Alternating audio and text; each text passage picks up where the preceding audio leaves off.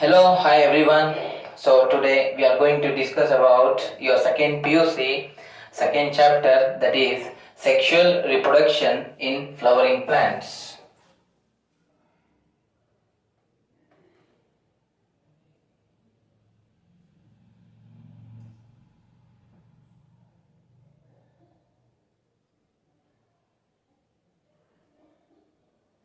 So when we are talking about the flowering plants, so we are here referring to the angiosperms.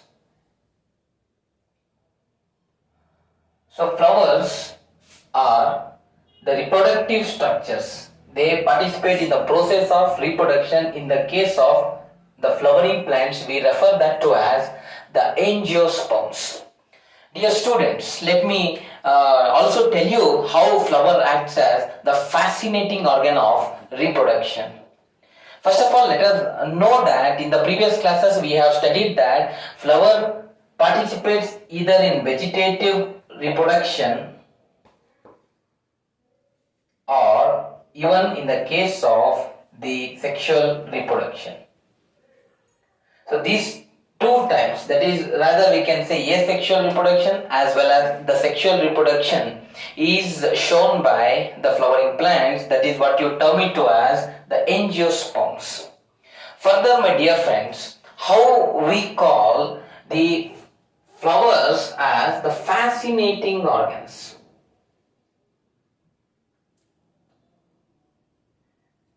See, in general sense, let me tell you, my dear friends, that flower has aesthetic value, it has cultural value.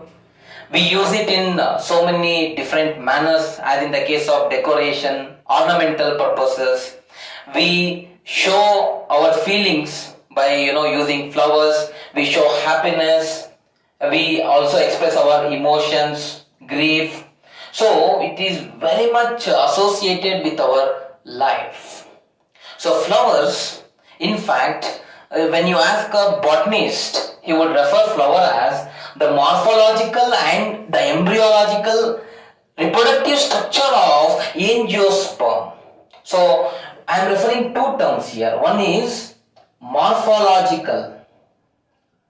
So when I am referring to morphological, it means to say the characters which we can observe, the characters which we can see, the characters which are phenotypic, that means to say external characters. Anyway, this is one term. On the second, I am using embryological.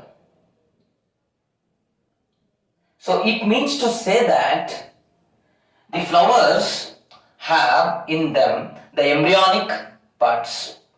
So anyway, the morphological and the embryological reproductive unit, reproductive structure of the a plant, a angiospermic plant, we refer that to as a flower. So this we need to know, only then we can move to the further topics of this chapter. Dear students, next let us discuss about the pre-fertilization structures and events. When I am saying pre-fertilization, it is referring to the term before. So before the fusion of male and female gametes, the process which is occurring is referred to as pre-fertilization. So the structures we are going to discuss with respect to pre-fertilization now. So now let me tell you that how can we consider a flower as I already said you, flower is the reproductive unit of a plant body, the reproductive structure of angiosperm. So in other sense, we can also refer the flower as a modified shoot.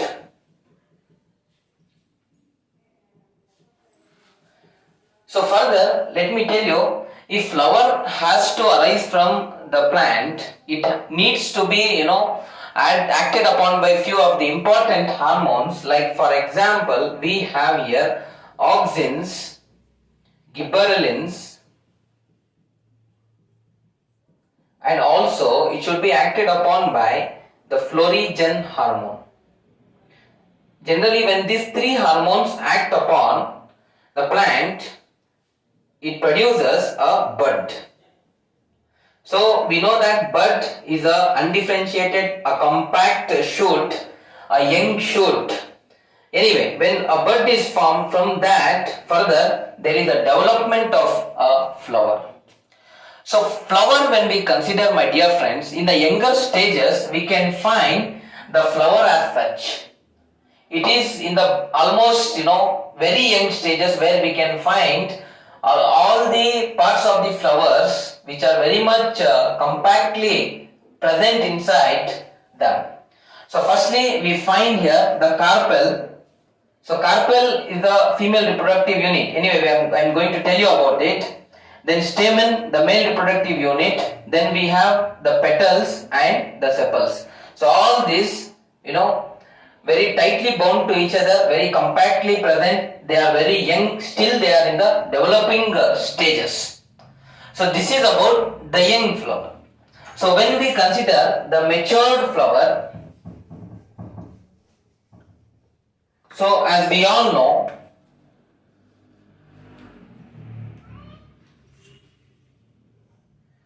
they have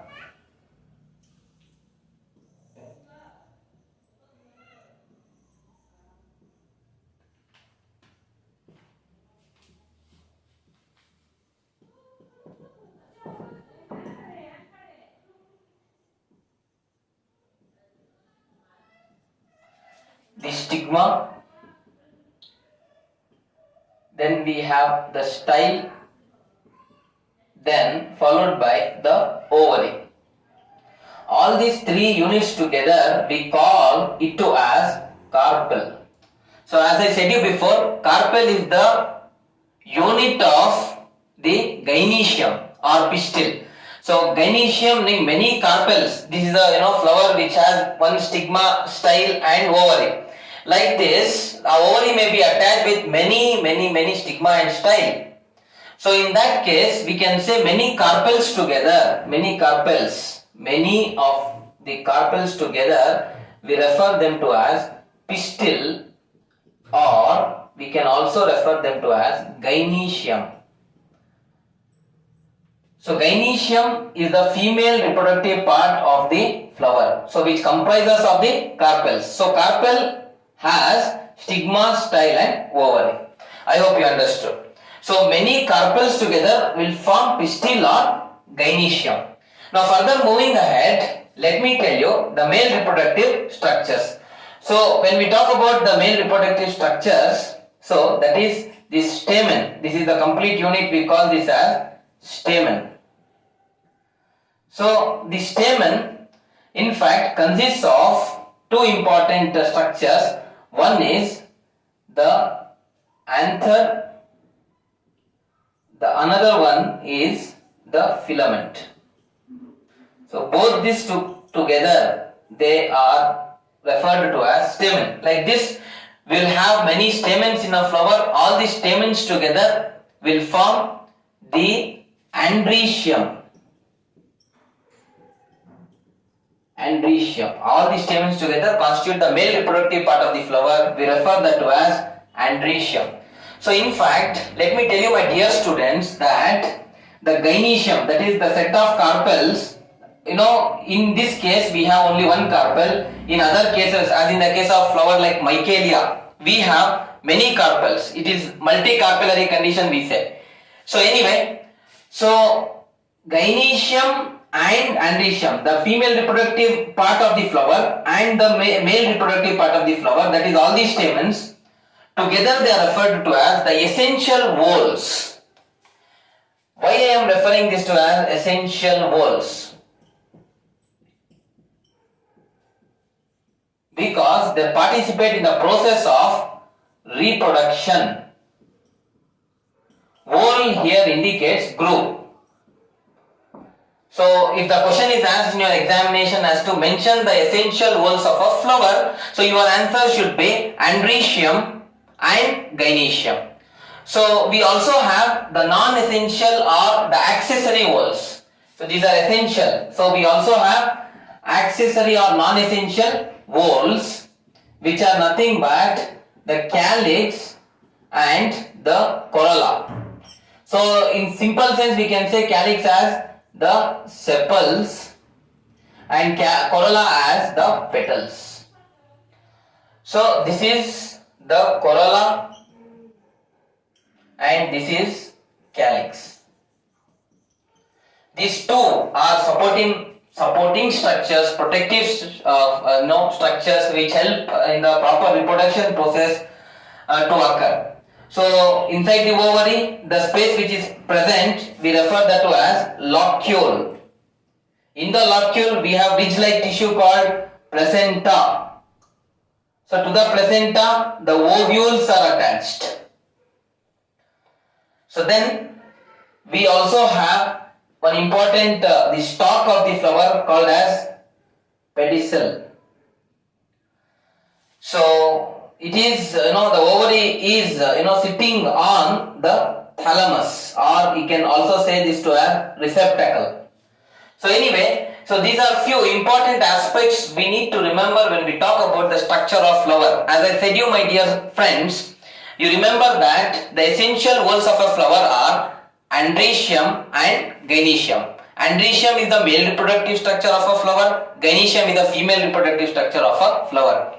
Androecium will include all the stamens of a flower. Gynoecium will include all the carpels of a flower. So what is the carpel? Carpel is a unit of gynoecium which consists of the stigma, style and ovary.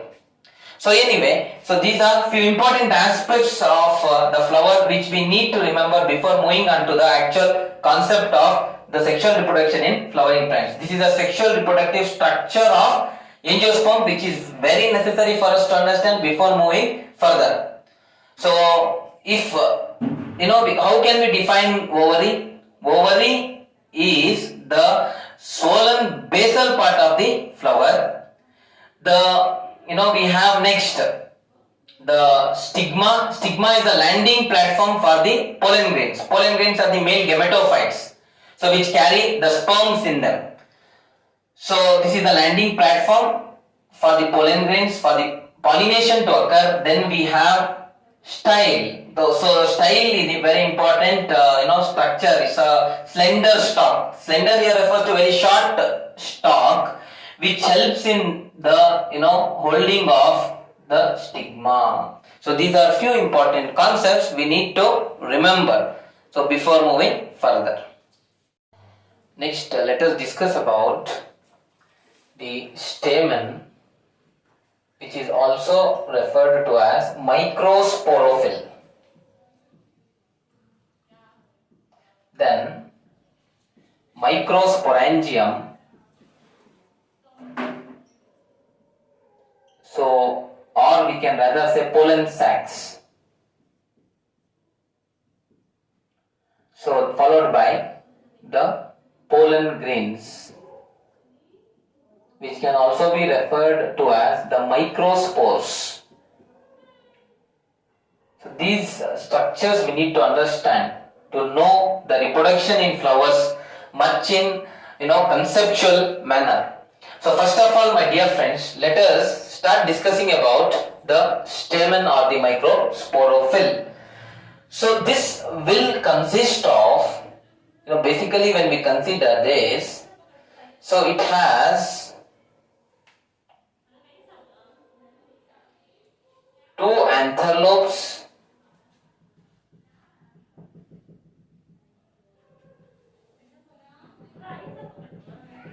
so these are anther lobes. Then at the center there is a connective, which is nothing but the food and the water supply. That is, the food conducting tissue as we know is phloem, and the water conducting tissue as we know it is xylem.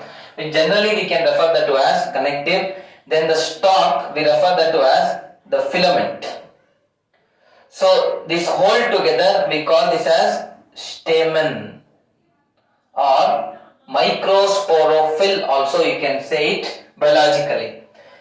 My dear friends, now it becomes essential for us to understand the anther. So anther, when we consider, generally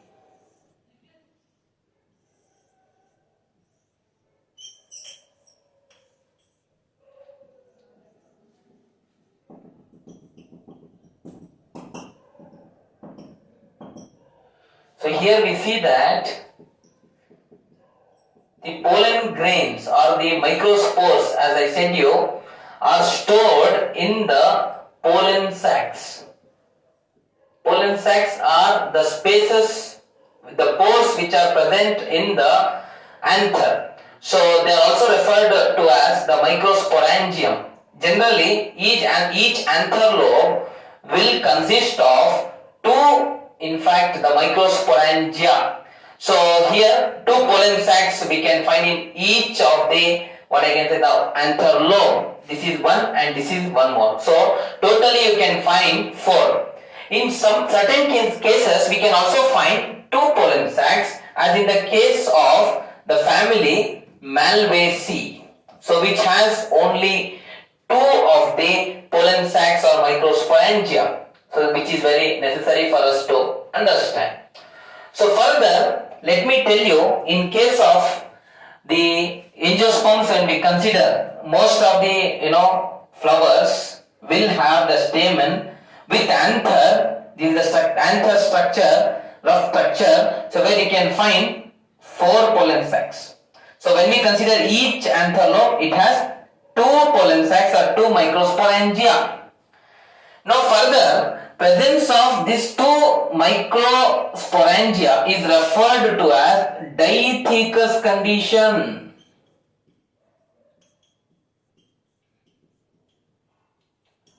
So I hope now you know what you mean by diathecous condition. So this is about, the basic aspect about what I can tell you, the anther. Furthermore, when we consider the pollen sacs, see, the pollen sacs have elongated tissue present in them. We refer that tissue as microsporangin, or in simple sense we can say that to as porogenous tissue.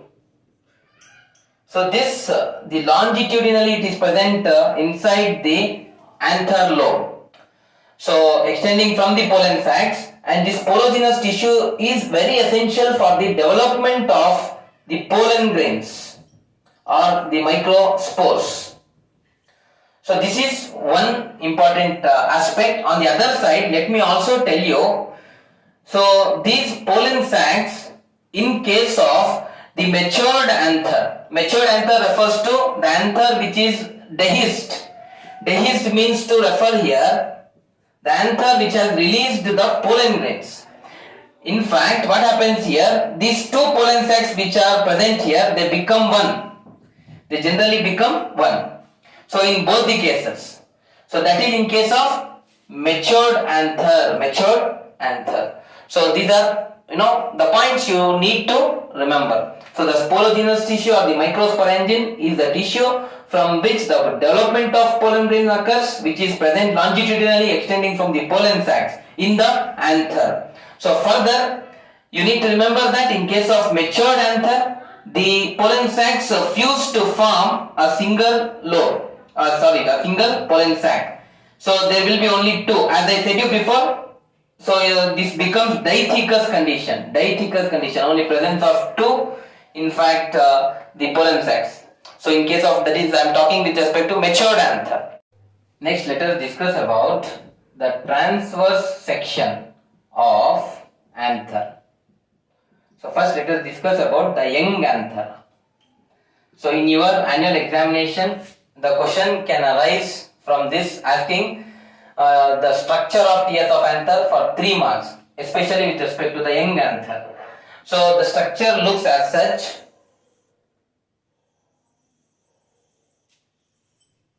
So here we can find the outer layer. This outer layer we refer it to as the epidermis.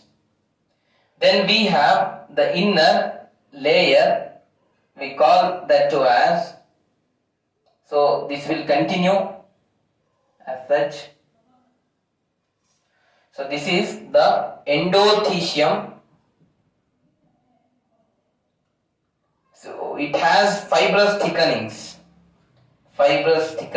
which are very necessary for the dehiscence. As I said you before, dehiscence is the release of pollen grains from the matured anther. So, as endothecium has fibrous thickenings, it is highly essential for the process of dehiscence to occur. So, it is very much radially arranged in the anther. So, this is the second layer. First layer is the epidermis, second layer is the endothecium. So, inside the endothecium, we have three middle layers. So, exactly three middle layers. These middle layer cells will have generally the irregular shaped cells. So at the center we have the tapetum. Okay, this is middle layer. Then we have the specialized tissue. We call this tissue as tapetum. So now this tapetum at the center will have many pollen mother cells from which the pollen grains are developing. So, and in fact, tapetum is the specialized, in fact, the cells, so which are multinucleated. They have many nucleus in them with a very prominent cytoplasm, dear children. So, here also one question can arise in an examination asking as to why tapetum is multinucleated. Why it is multinucleated?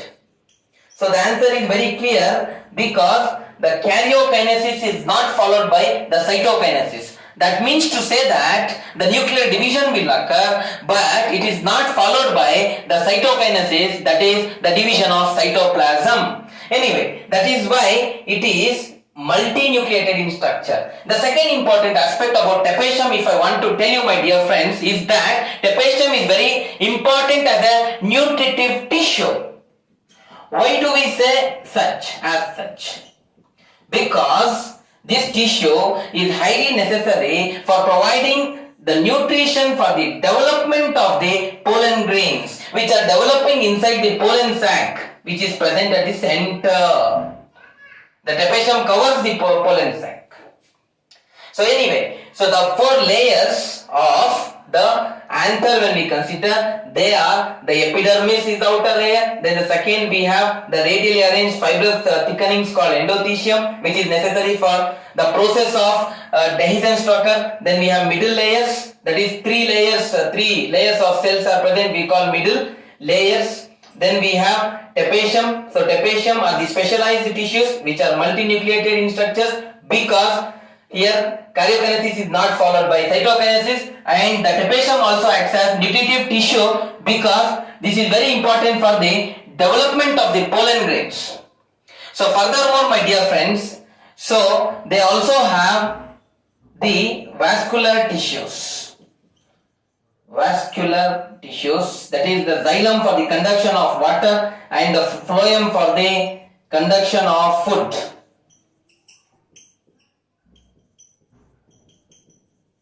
So this is the structure of anther. So in the pollen sacs, as I said you before, the microsporangin or the sporogenous tissue is present, from which these pollen mother cells arise. From the pollen mother cells, further the pollen grains or the microspores will form. So the young anther structure looks as such, and further when we continue to do so, in fact, in the case of matured anther, we can find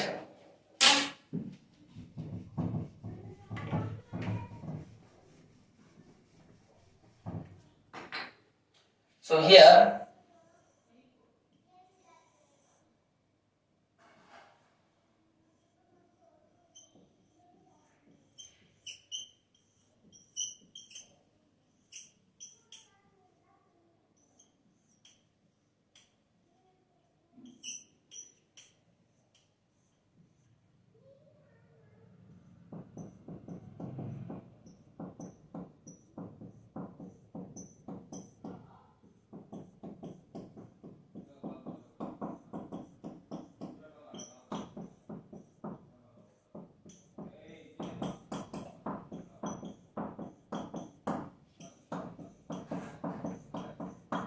So this is the structure of dehisced anther.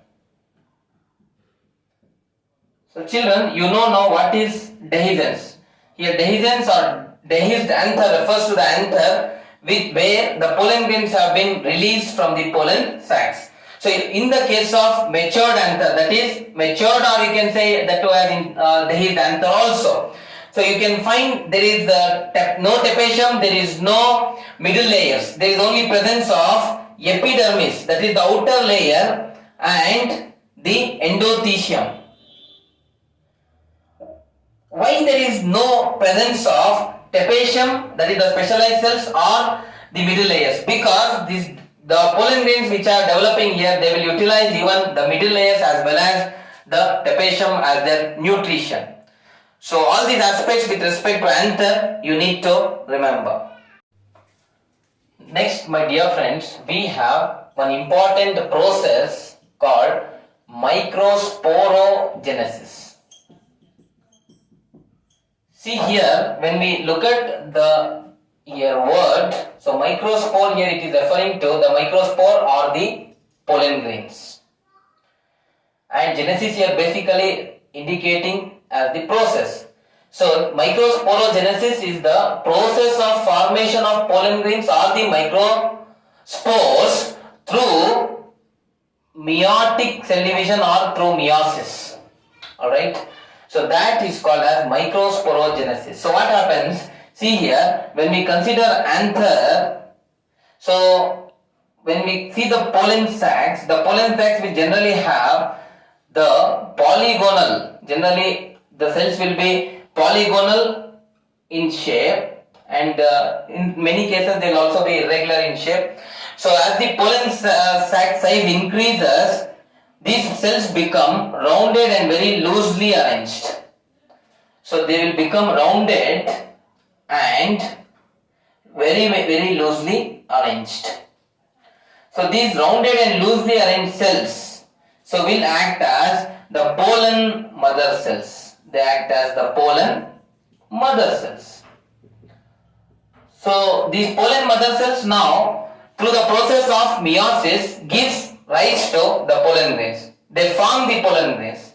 They result in the formation of the microspores or the pollen grains. So this process, the whole process which is involved, is referred to as the microsporogenesis. So here, after the formation of pollen grains, the pollen grains has to be released from the anther, from the pollen sacs of anther rather. So if that has to occur, my dear friends, let me tell you, there is one important process called hygroscopy. So hygroscopy here refers to the absorption of moisture surrounding the anthers. When they absorb, they swell up and burst open the pollen grains. So the pollen grains dehiscence will occur, the release of pollen grains will occur. So the anther now will be termed as the matured anther. So anyway, so hygroscopy you need to remember here, children. And further, as I said you, the partition wall which is present between the anthers will break, and they generally form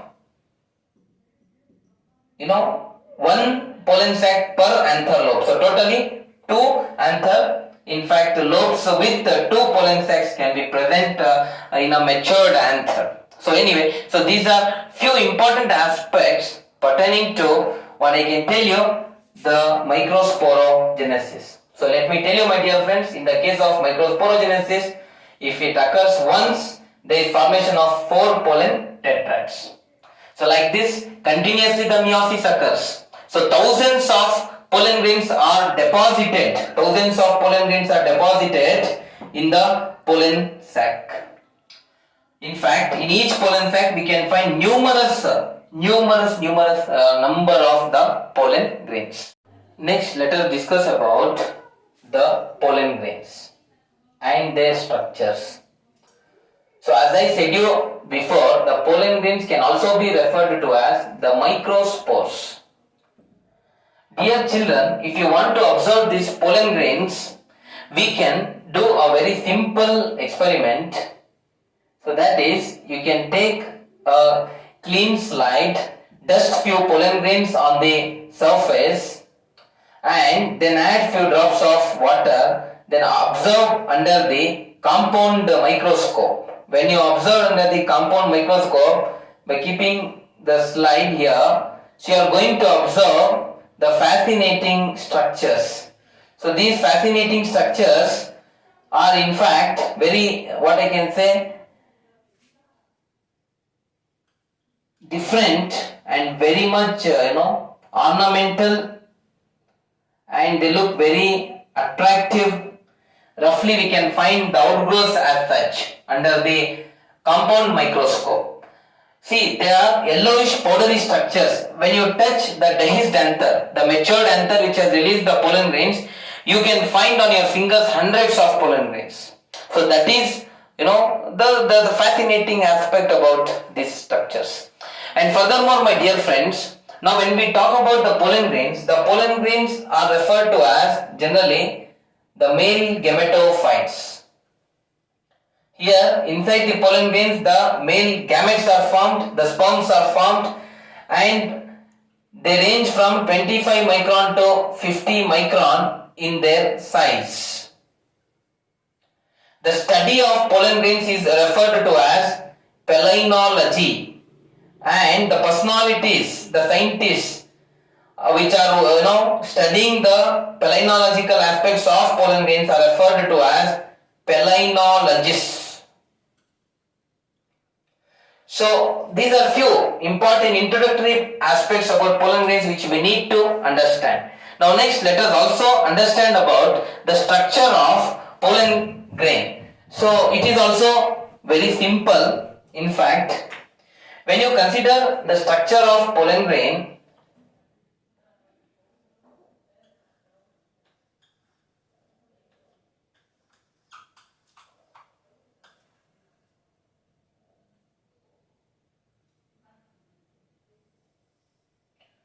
so you can find the surface outgrowths, they are referred to as generally the outer exines.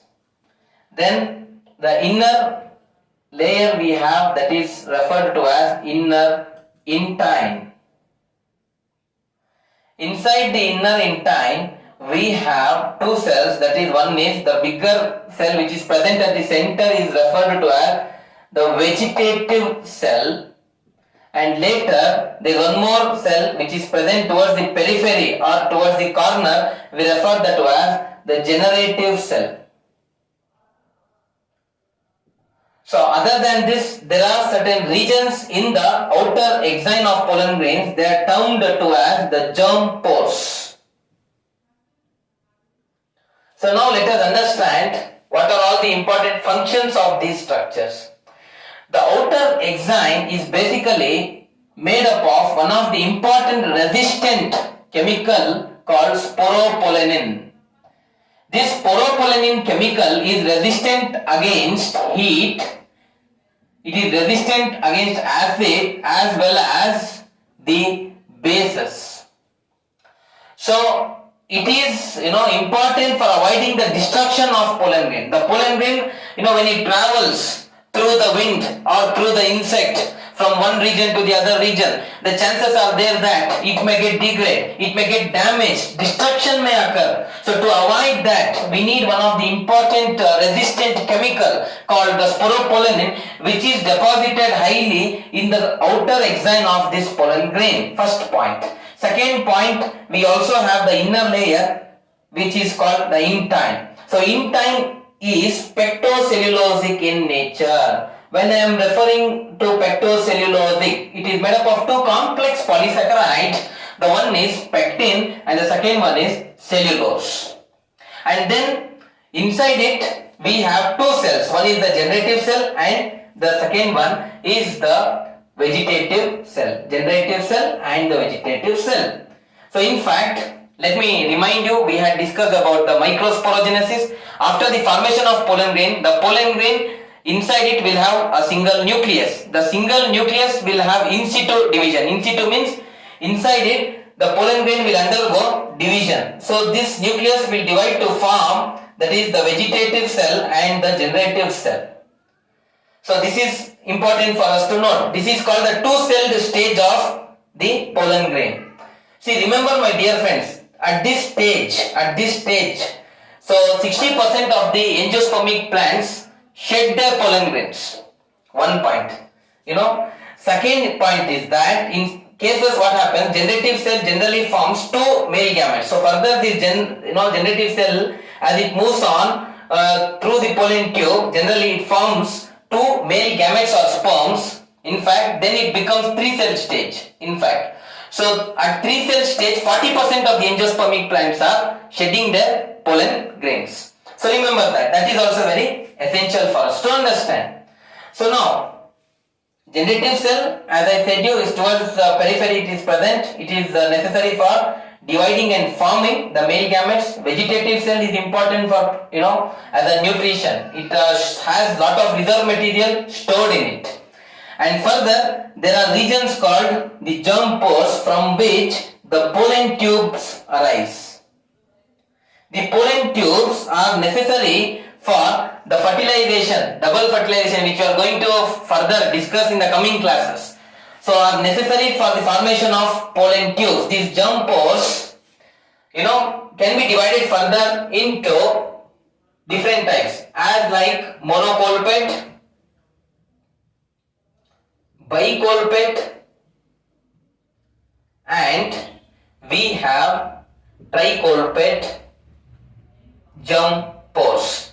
So monocolpate refers to here presence of single, presence of one germ pore in the pollen grain is monocolpate, presence of two germ pores is bicolpate. In the same manner, presence of 3 germ pores is referred to as tricolpate structure. So anyway, so these are few important aspects about the pollen grains. So next, the last topic of this session, let us discuss about the significance of pollen grains. So we have both advantages as well as disadvantages from the pollen grains. In fact, we can say that pollen grains are very much associated with the life of human beings. So first let me tell you a few disadvantages. So they can cause chronic respiratory disorders in human beings, like for example we have hay fever, bronchitis, asthma and so on. So generally all these can be chronic. So chronic refers to the condition which is which means to say that these diseases are present for a prolonged period of time. Very long periods we can find these diseases. If pollen grains get inside our nostrils and reach our lungs and block many parts of the lungs, like generally the bronchus or the bronchioles. Further, my dear friends, let me also tell you that they can also cause pollen allergy. See, we have for example plants like Parthenium. In fact, they are referred to as weeds. So these Parthenium came as a contaminant in imported wheat. So when we inhale the Parthenium pollen grains, they cause pollen allergy. So this is also very important to note, my dear friends. Further, when we talk about the disadvantages of these pollen grains are very nutritious. So they can be used for the preparation of pollen tablets and pollen syrups. So very rich nutritive value they hold, my dear friends. And moving ahead, the pollen grains, when we talk about a few important aspects like viability. What do you mean by viability here? It is the ability of the pollen grains to germinate. So fine. See, it is different from one plant to the other plant. Let us say, for example, when we consider rice and wheat, the viability, so the germination ability of the pollen grains will last for only 30 minutes. After 30 minutes, they cannot germinate. They get degraded generally. So if we consider a few families, like for example, we have Rosaceae, we have for example Leguminaceae, or we have for example Solanaceae. So in these families we can find the pollen grains even being viable for many months. So anyway, so the viability differs from one plant to the other plant. Furthermore, my dear friends, the pollen grains can also be preserved for so many important botanical purposes, research purposes, for study purposes in colleges and institutes. We can definitely store the male gametophytes called as the pollen grains. So we have a technique called cryopreservation. So what do you mean by this? So cryopreservation is nothing but the storage of the pollen grains at minus 196 degrees Celsius in liquid nitrogen. When we store these pollen grains, it can remain in fact in dormant condition, but later again they can have the ability to germinate after many long years. So that's why the cryopreservation becomes essential. So these are few significances of the pollen grains. So in today's session we have discussed about what is a flower, how flower is fascinating organ of the flowering plants. Then further we have discussed the essential, non-essential roles of a flower, followed by the stamen, that is the microsporophyll, the pollen sacs, that is the microsporangium, and the pollen grains, that is the microspores. So I hope everyone have gone through this session interestingly, and keep following up for further classes. Thank you very much.